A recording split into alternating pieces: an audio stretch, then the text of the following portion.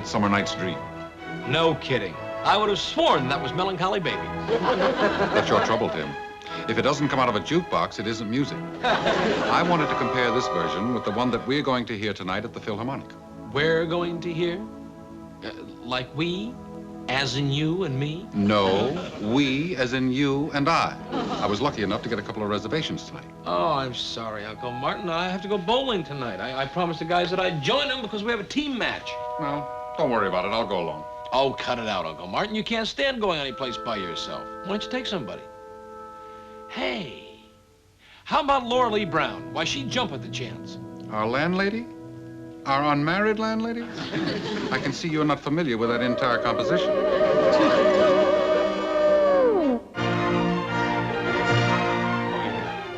see what you mean. Not that Laura Lee Brown isn't a very charming person. It's just that she's afflicted with that ailment known in sociological circles as the orange blossom syndrome. Well, it's your own fault for being so irresistible. Well, can I help it if I'm handsome, debonair, witty? And modest? It's just that we Martians believe in being truthful. Uncle Martin, whenever a bachelor takes out an unattached female, he's always taking a calculated risk. You're right. I am being selfish and depriving her of my company. I'll tell you what. When the orchestra starts playing the wedding march, why don't you just chomp on your popcorn real loud, drown them out? Well, I just hope she doesn't start to cry when I tell her that I'm taking her to the concert.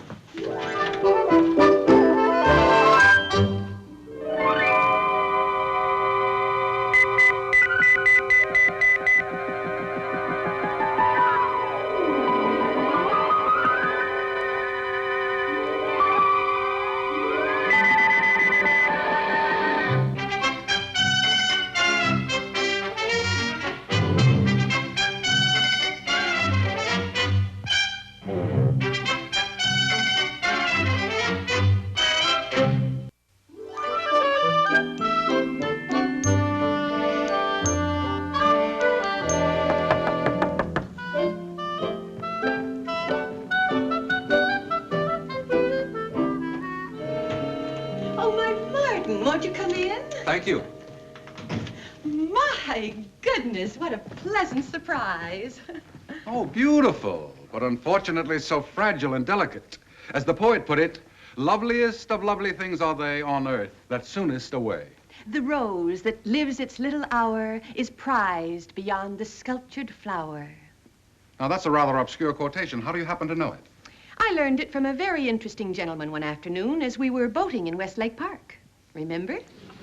Oh, yes. Yes, of course. Oh, my goodness, you rode like a Viking. Well, I believe in keeping myself in good condition, Mrs. Brown. Oh, call me Laura Lee. Laura Lee. Laura Lee, I know you like music. Oh, there's nothing I'd rather listen to. My, that was lovely music coming out of Tim's apartment a little while ago. Da-dum, da-da, da-dum, da-da,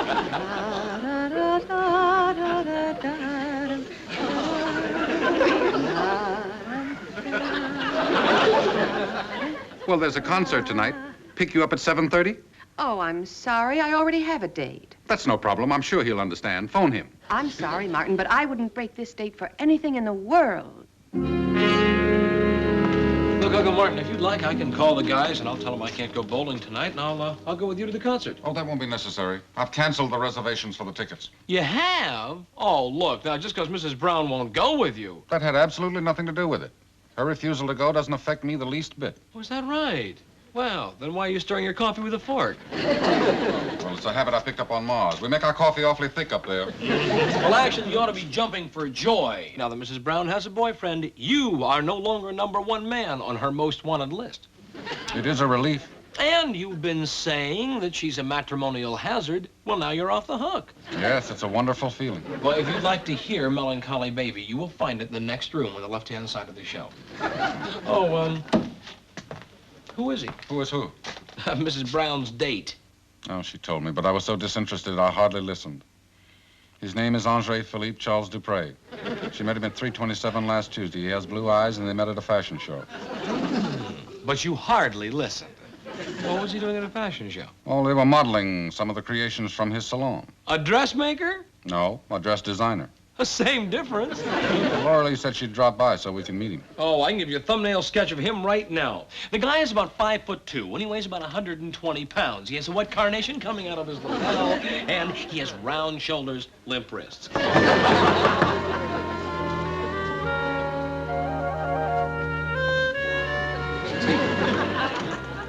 I'm sorry, friend. If you're looking for a piano to move, we don't even have one. Oh, Andre, this is Tim O'Hara. Tim, this is Andre Dupre.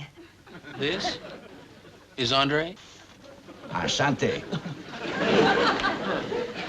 Threading needles hasn't hurt his grip. Oh, Andre, this is Tim's uncle, Martin O'Hara. Now, how do you do? Won't you come in?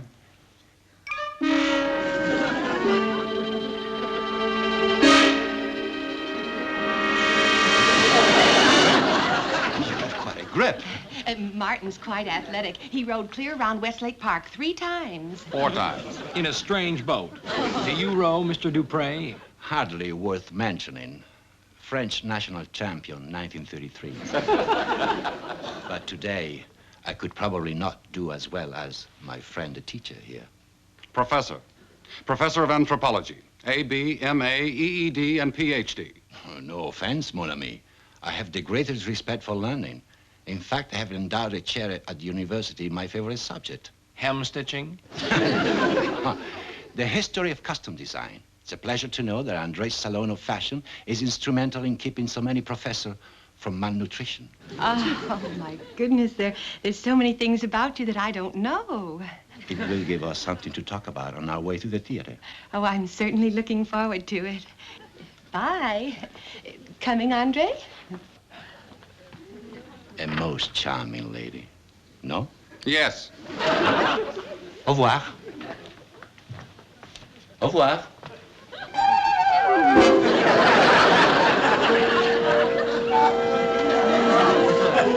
Au revoir.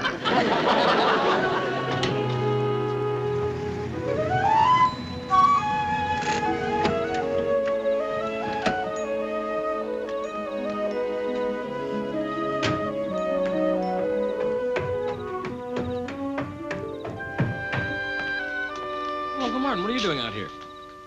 Oh. Well, it was such a clear night. First time I've been able to observe Jupiter all week. And look at Saturn. You can almost see the rings. Boy, you really know that sky, even without a road map. You forget that I worked my way through college as a guide for Interplanetary Tours Incorporated. Our slogan was, one low price covers everything, including a visit to a nightclub on Mercury. Well, maybe someday I will be able to take that tour. Let's pick out an itinerary. There's Orion, Alpha Centauri, and... Why hasn't he brought her home yet? Why hasn't who brought who?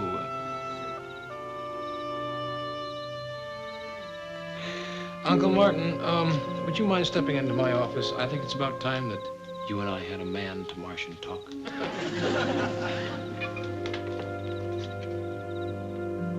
Tim, you have no idea how wide-eyed and childlike she is. Are you talking about our landlady or Rebecca of Sunnybrook Farm? Now, Mrs. Brown is a very nice person, but she's not exactly a teenager. But now, Uncle Martin, you are far more intelligent than I ever hoped to be. But, as an ancient philosopher once said, even a wise man sometimes cannot see forest on account of trees. Tim, if you're trying to tell me something, you haven't succeeded. But that's exactly it. Now, look, normally you would be a zillion light years ahead of me. But don't you know what's bothering you? You, Uncle Martin, are jealous. Me?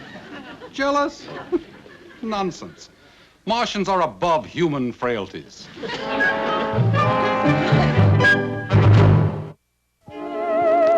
Restless sleep, interrupted by violent dreams. Loss of appetite. Period. New paragraph. What is it you're working on? Oh, I'm making some notes for a monograph I intend to write when I get back to Mars. Tim, you were right. I am jealous. Well, you finally got around to admitting it, huh? Yes, I'm afraid I can't deny it. I seem to have all the classical symptoms. Accelerated pulse, slight fever, occasional involuntary sighs, and a strange feeling around my heart. Like you just swallowed a 12-inch pizza? 24-inch. With anchovies and pepperoni on it. The strangest thing is that until Andre showed up, I didn't realize myself how I felt about Laura Lee. Oh. Careful, you're cooling the coffee. Well, I'll tell you what you have to do. You call him on the telephone and you tell him if he doesn't stay away from her that you're going to come right down there and poke him in the nose. Tim, when he was here the other night, I read his mind. Besides being a rowing champion, he was runner-up in the Olympic heavyweight finals. Well, he can't bluff us. He's a Frenchman. Challenge him to a duel. Gold medal, Pan-European fencing tournament. Tim, you have no idea what I'm going through. Are you kidding? You are talking to an expert. I started this when I was in junior high school. Really? Oh, yeah. I was going around with this beautiful little blonde, and then this guy came along and started, muscling into my time. He told her that he was an executive at some supermarket. And that was the end of your romance? No. I did a little sleuthing on my own, and I found out that he was a vice president. In charge of mops and brooms. What did you do? I did what any normal, red-blooded American male would do. I wrote an anonymous letter. Well, that cooked his turkey. Wait a minute. Andre. And that so-called salon that he's supposed to own. You're not suggesting that I snoop around his place of business in the hope of learning something to his discredit? Why not? Because it's unethical and undignified and unworthy of a Martian. And what's the address of that salon? So, after 26 years, Francine, you're leaving us. But it will be good to be back in La Belle France, no? Oui. Adieu, Monsieur Andre. Oh, no. Not adieu, old friend. Au revoir. When I come to Marseille, remember, you must cook me a true bouillabaisse. Au revoir. Au revoir, Monsieur.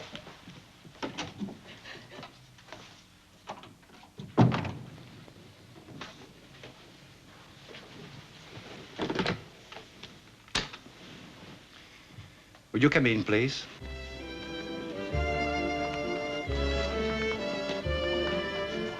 Oh, that poor kid, she must be freezing. Why don't you offer her your coat? Are you mad?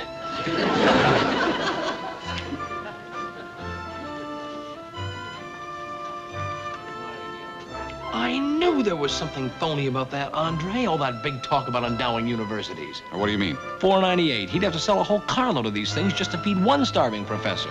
Hey, I think I'll send one of these things to my Aunt Bernice in Sioux City. Miss? Yes, sir. I'll take one of these things. Can you have a gift wrap? Certainly. You have an eye for value. It's an Andre original and only $498. Does that include trading stamps?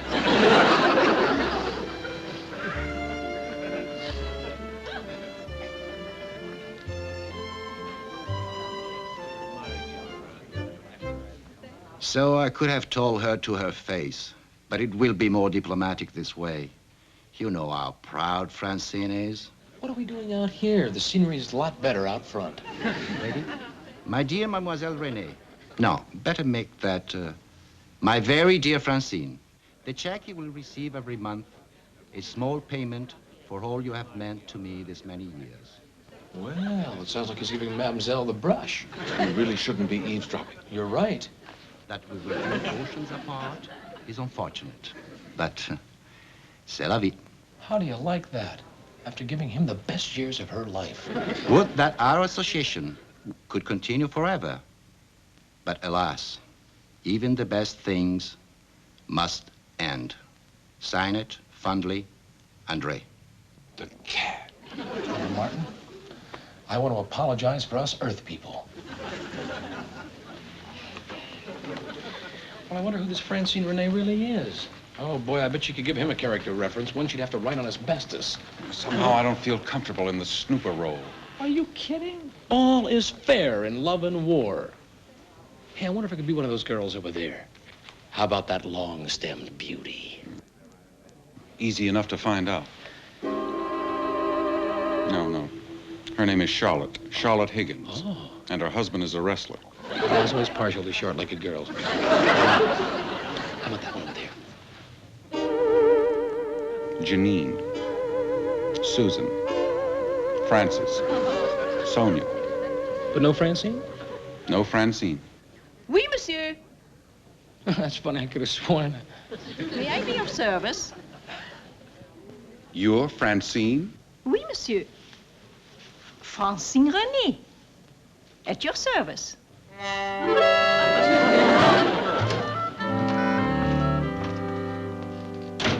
Tim, I'm heartily ashamed of myself. Why? Because you didn't get something on Andre? No, for suspecting the worst about someone. And even more ashamed because I hope to find it. But I thought you cared about Mrs. Well, Brown. that's the point. When you really care about someone, you want to see her happy. And what would make Laura Lee happy? Well, if she's anything like some of the girls I've been going with, getting married. Exactly. And fortunately or unfortunately, as the case may be, I am not the marrying type. What man is? Figures show that half the married people in this country are male. Tim, from now on, I'm going to do everything I can to bring Laura Lee and Andre together. Oh, now, wait a minute. That's going too far. Now, why do you... Don't argue with me, Tim. When a Martian makes up his mind to be noble, he goes all the way. Anybody home?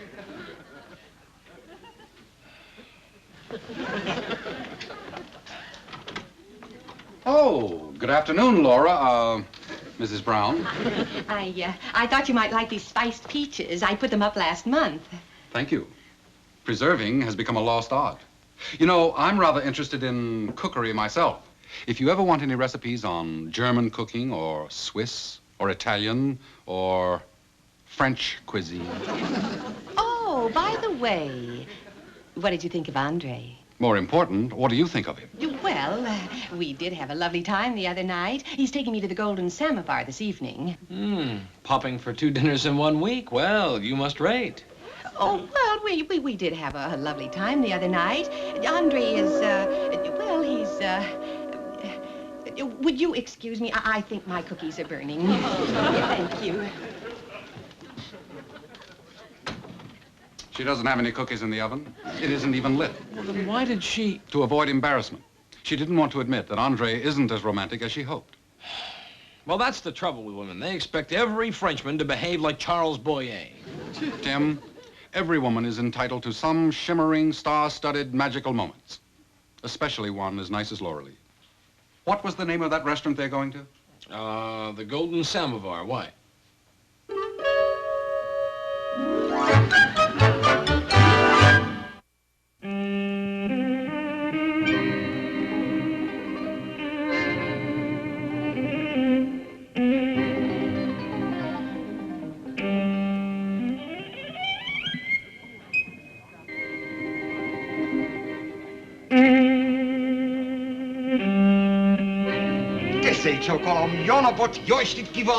Good evening and welcome to the Golden Samovar. Would you please be kind to follow me this way? Thank you very much, madam. Beautiful table here, all ready for you.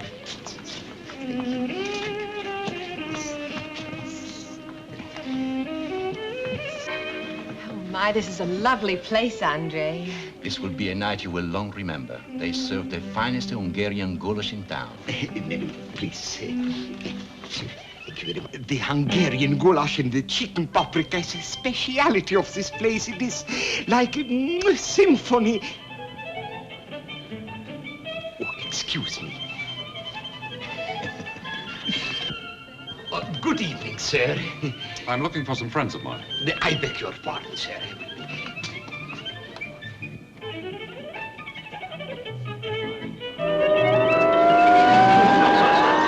Perhaps I can be of help.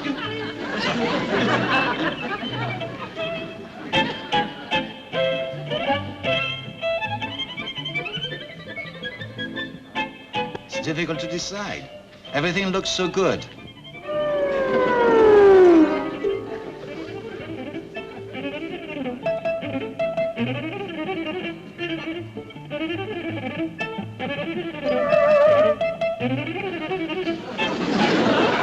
I'm afraid before long I shall be needing reading glasses.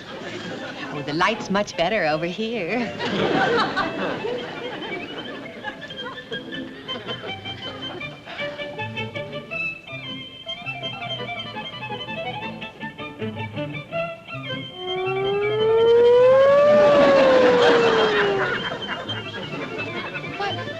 Andre, what a surprise. Why didn't you tell me you brought it? Believe me, I did not know I brought it myself. Oh, you and your Gallic wit. I just love your French sense of humor.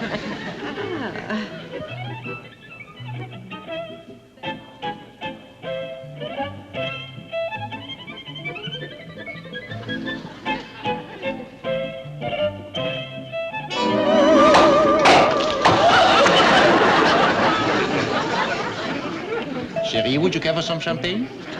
Oh, my goodness, this is going to be a night to remember. Garçon?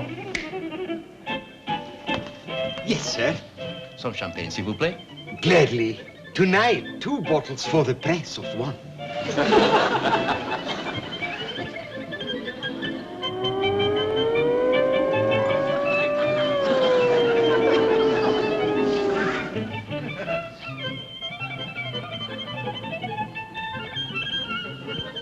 Oh, well, thank you. I had no idea. Such a delicate fragrance, la Dione.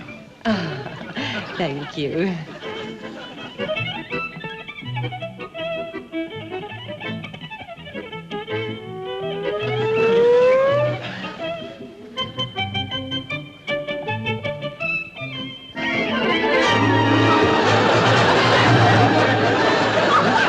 Where does he think he's going?